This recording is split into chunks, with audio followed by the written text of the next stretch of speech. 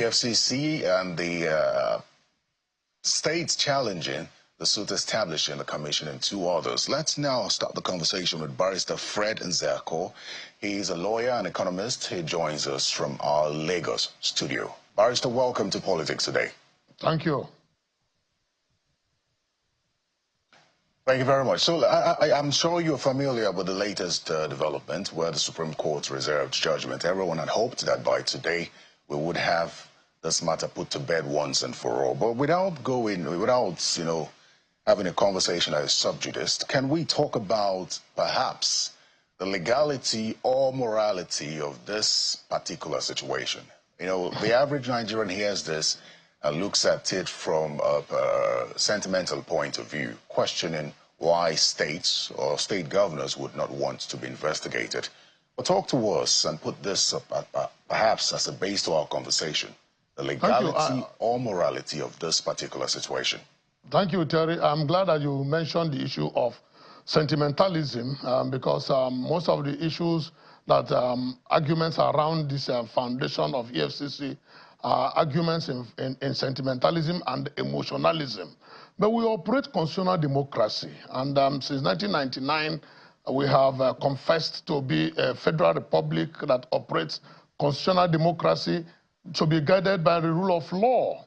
And Nigeria as a country has had a very long history of anti-corruption fight. The EFCC came into being in 2004. Before 2004, Nigeria had some measures, internal mechanisms of fighting corruption.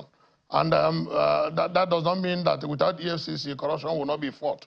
Now let us look at the issue and the argument, without going into the legalities of the matter, because one could not accuse us of discussing a matter that is sub judice. After all, the Supreme Court has reserved judgment, and what we are doing is to more or less enlighten Nigerians about the core issues, just the same way a judiciary correspondent will enlighten the people with what's going on in the court. Now, EFCC was established on account of more or less a compression of United Nations Convention Against Corruption, which was an international treaty that Nigeria is a signatory to. And we have had in our constitution that before you bring in an international treaty to make it a law, a municipal law in Nigeria, it must pass through duly constituted process that is clearly specified in Section 12 of our Constitution. And anything short of that, such a treaty will not be a law in Nigeria, and any law established on that treaty will look like a law established on a quicksand. Like we say in law, you cannot build something on nothing and expect it to stand. What we are talking about is foundational, fundamental. If you don't breathe life into an inanimate institution and expect it to have a life of a colossus. Any institution that should have a life must be foundationally given such life. And what does the law provide? The law provides that, yes, National Assembly will make the law, but the states will have their concurrent input. And the question is there concurrent input by the houses of assembly of states in Nigeria, at least majority of them? The good thing is that the provision of the Constitution did not say any definite majority, whether 2/3 or 1/3 or whatever. It said majority. So we can take it that even simple majority will suffice. 36 states of the country, at least simple majority means 19 out of the 36. So you now ask, is there anything wrong with 19 states at least endorsing the establishment of EFCC? The answer is no. There's nothing wrong. Then the next question will be, why would they not be involved? It is obvious that something was wrong when EFCC was established. It's not the fault of the EFCC, but the fault of the system that overlooked very critical aspect of our constitutionalism and our lawmaking process in a federal republic of Nigeria. Mark that word, federal. We can't be answering federal on paper. We must be federal in attitude. We must be federal in our procedures and lawmaking processes, such that the federated states must not be cast away when their inputs are required. Otherwise, the FCC will only be serving the federal government and not have anything to do with the states or the local governments. That is the crux of the matter. And anybody who argues otherwise is only trying to either be emotional or be sentimental. All right, address this conflict, if I may put it that way, between that convention, which produced the EFCC, and the Supreme Court ruling of 2002, as was pointed out earlier today by Mr. Daneboala regarding the Ondo Attorney General versus the Attorney General of the Federation, that the National Assembly can legislate on corruption matters across the country under the exclusive legislative list, considering that the funding comes from the federal. The matter that had to do with Attorney General Ondo State versus the federal government has nothing to do with the foundation of the EFCC. It has nothing to do with the establishment of the EFCC. Of course, there are so many matters that have been handled by the Supreme Court, many judgments that concern EFCC that have been given by Supreme Court, but none had ever talked about the foundation of the EFCC. And that is the issue. So we should not begin to jive away from the real issue. The real issue is EFCC establishment, did it follow the process laid down by the Constitution? And recall that our Constitution provides that any law that is not consistent with the Constitution, that runs contrary to the provisions of the Constitution, will become invalid to the extent of its inconsistency. So if EFCC establishment process does not follow the laid down procedure in our Constitution, then the establishment is invalid to the extent of such inconsistency or such clash with the provisions of the Constitution. So one should not begin to bring all those issues. But what about the argument? The argument? But what about the argument of where the funding comes from? The EFCC is oversighting funds shared from the federal to the states. The EFCC, as a matter of fact, the state did not ask the federal government to fund the EFCC on their behalf. If the EFCC is working for the federal government should fund it. Then each state I'm talking about monies received from state governments from the federal government. The Constitution provides that the state government should receive money. After all, that money comes from the states as well. Take, for example, where does the bulk of our money come from? Petroleum resources, they come from the states. Mineral resources, they come from the states. Taxation from the Inland Revenue Service, they come from the states. So the federal government cannot exist without the states, but the states can exist without the federal government in a loose federation, because what we are even asking for, before the unitary system that came into being, the states were existing very strongly, or rather the regions were existing very strongly with very loose central government. So with the unitary system, the central government became very strong, whereas the states became a lot weaker. So one should not begin to advance the argument that the funding that is coming from the federation account is going to the states. After all, it came from the states to the federal and to the federation account, and then now down to the states. But most importantly, what does the Constitution provide? We cannot pick and choose what to obey as far as constitutionalism is concerned. If any matter or any provision of the Constitution does not go down well with our expectation as a people, we have option of review, an option of looking into it and then reviewing the Constitution and changing those things that go contrary to our expectations. So one should not say, oh, because the money is coming from the federal government does not make the money. The states make the money. Every fund that goes to the federal government originally came from the states.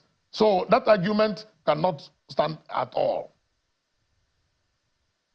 While we may not be able to go into the legal complexities, just so that we don't appear to be subjudice, we can talk about the implication of this. If the Supreme Court ruling favors these states, considering the UN convention that produced this and Nigeria's fight against corruption, recall that that convention was primarily to focus on the fight and encourage countries to fight corruption. How will Nigeria be perceived? Nigeria's image in the eyes of the people, for those of the international community, with regard to the fight against corruption?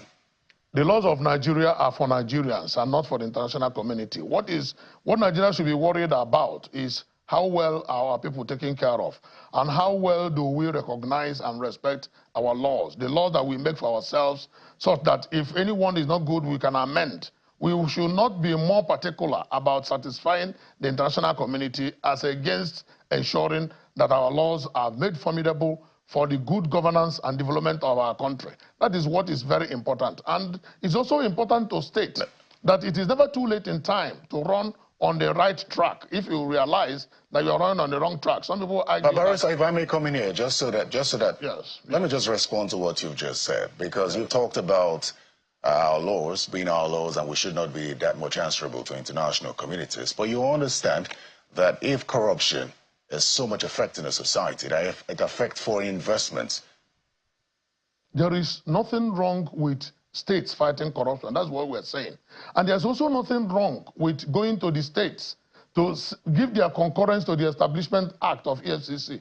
The act can be amended so that the states will now give their concurrence. There's nothing wrong with all that. So we cannot semanticize and say, oh, international community is looking at us. In that case, we will subtract from our laws and then ensure that we undermine our processes just to please the international community. It is good to do things because we are in a committee of nations. But it is not right to do things that will hurt us internally just to please the outside world.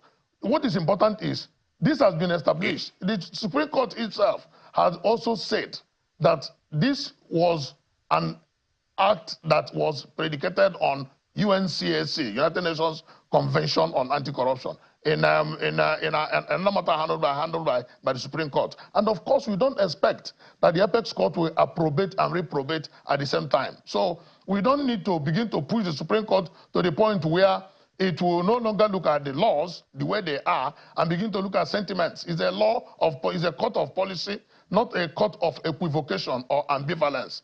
Supreme Court is not noted for such ambivalence. But Barrister Nzako, we have seen states reject beautiful reforms like local government autonomy and financial independence. And the concern now would be if this goes to the state, whether or not, yeah, of course, we're waiting for the Supreme Court judgment, but if this goes to the state, will it be ratified by the state houses of assembly? Because even they had rejected their own independence. I mean, the state houses of assembly as well. But then, beyond this, you talked about states. There's nothing wrong with states fighting corruption. Yes, take us down memory lane and talk about perhaps the mechanisms that states have in place to fight corruption. You have to realize that states have the capacity to fight corruption. It's pedestrian to argue that the states cannot fight corruption without a federal government agency. It is akin to saying, let us wipe away state governors and then let the president continue to administer the entire country. Let us wipe away houses of assembly and then let only National Assembly make laws for all parts of the country, both exclusive and residual laws on exclusive and residual lists, and even the concurrent list, is akin to saying, wipe away the judiciary of the states because you have the federal structure. The Constitution contemplates that there has to be, in the country, a federation that will have the center and the federating units, each one with its own responsibilities. And it does not mean that it's only at the state level that you see corruption incidences or occurrences. There is also corruption at the federal level. And if EFCC seems to, or rather claims to be doing extremely well, it is not even enough to undermine the law that established it, because it will look like because somebody is a fake lawyer and he has won some cases in court, you allow the person to continue being a lawyer when the person did not go through law school nor be called to bar. We have incidences like that. You cannot say, oh, because, oh, the man is doing well on this side, let him continue, even when the foundation is faulty. We must establish strong foundation first and then build on that, because even as we speak, EFCC has never had the courage to call a former president of this country to account for his actions. Never, not even for once. Not even to sit down with them and ask questions, not to talk of investigation. But you see EFCC going to investigate governors that are still in office, and then there will be back and forth between the governors and the agencies. Corruption does not start and end at the state level. There is corruption everywhere. And for us to establish an institution that will fight corruption across the land, such institution must have the buy-in of the states. You could even have asked that the local government should be represented, but because local government can be represented by the states, at least that level of federal and state must put hands together, bring in their contribution for such establishment to have the kind of life that we expect it, such that just as it happens in other countries, the president or anybody for that matter can be called to give account of his stewardship. There's nothing wrong with it. So that we don't have an institution that will be available only for the federal government to intimidate the governors or intimidate the federating states at will. That's why they said some time ago that this catch-em-hold-em syndrome should not hold. And we must do things following due process of law. It is that due process of law that when it is breached, that is what will even drive away foreign investors, not this catch-and-hold attitude that we operate. Now, from all you've said, it almost suggests that you do not think that the EFCC is strong enough to fight corruption at a certain level. Well, from antecedents of the EFCC, we are looking at the trajectory, the antecedents, and the historics. If it has been able to do so, we will see that the Nigerian people have been crying about so many issues and problems of corruption, which have become very endemic in our system. But it does not start and end at the state level. That is the crux of the matter. So EFCC must extend it to every part and every level and tier of government, irrespective of whose ox is God. And that is the thinking of those who made that convention at the United Nations. Other countries who adopted the same convention are running along that path, but in our own case, it has been fine-tuned in a manner that it seems as if it is a willing tool in the hands of the federal government or any party in power at the center against the federating states. And that is what we are saying should not be. But fundamentally, the establishment of EFCC, NFIU, ICPC, and the Money Laundering Act should be such that it must have the buy-in of the federating states in accordance with the provisions of our Constitution as exemplified in Section 12, which is very clear and very simple. Okay. So as a way forward, are you saying that the EFCC should be strengthened in whatever way, but should be ratified? Or are you saying that states are capable of fighting corruption at their own level? Perhaps you could suggest how corruption can be fought at the state level if the EFCC is not needed to intervene in state matters.